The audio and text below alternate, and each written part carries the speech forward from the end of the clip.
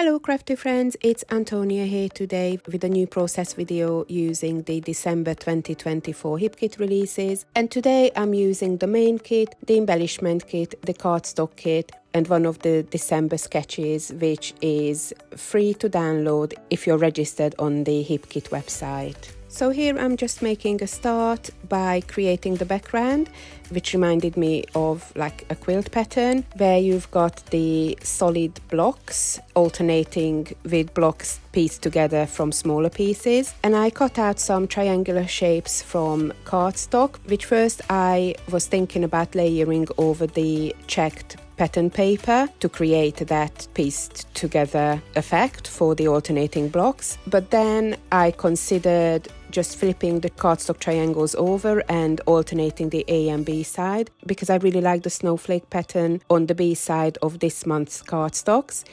But I just found it a little bit monochromatic, and I already made a monochromatic layout this month, so I decided to go for something a bit more colourful and reverted back to my original idea of layering it on top of the pattern paper.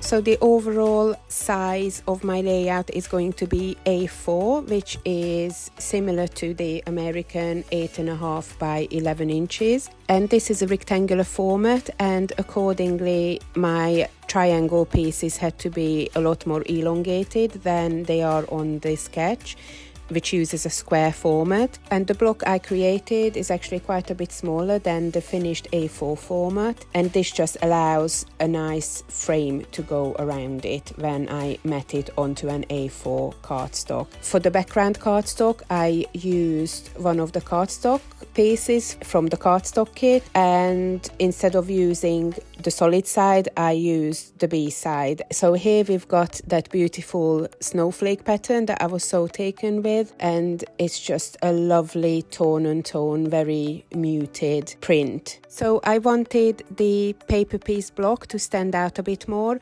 and I also wanted to introduce a more intense, stronger color. So I matted the paper piece block onto one of the navy cardstock from the cardstock kit.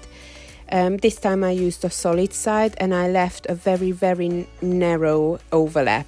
So this just allowed the paper piece block to pop from the background, and it just created a little bit more definition. Next I started on my photo, and I layered it onto some pattern paper and cardstock rectangular pieces, and I left these pieces slightly larger than I would do normally, so that wide frame around the overall layout is replicated around the photo. Then I went on to add the title. I used the puffy alpha stickers from the main kit for this, and this is quite a long title which follows the sketch, but instead of adding it underneath the photo, I added some of it onto the photo because there was quite a lot of empty space on the photo, and some of it underneath. So you might have noticed by now that I actually flipped the original sketch, but apart from that, initially I tried to be as faithful to it as possible, but later on I added some embellishment clusters. At this point I started to realize that I had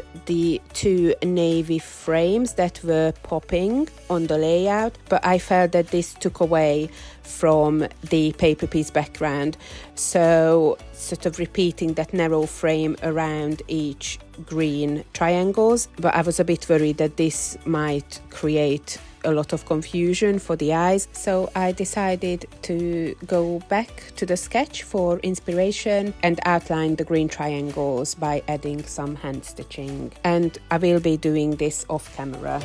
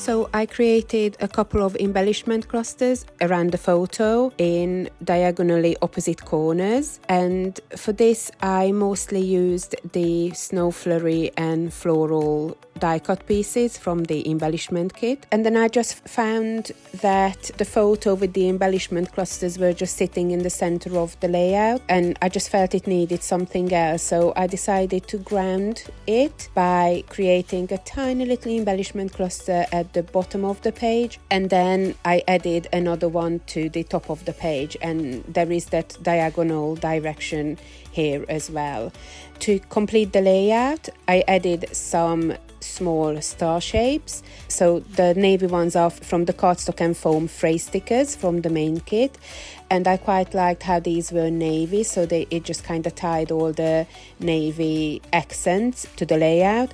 And then some of them were from the epoxy pack, and as I said before, as a final touch I added some stitching off camera. So here are some of the close-ups of my completed layout. I hope you find my process video inspiring. Be sure to keep checking back to our YouTube channel as we upload process videos daily, and you can also check out our friendly Facebook group for further inspiration. And if you decide to subscribe to our monthly kits, you will receive a saving on the main kit, further discounts for add-on kits, and you will get free access to all of our cut files. Thanks for watching, bye now!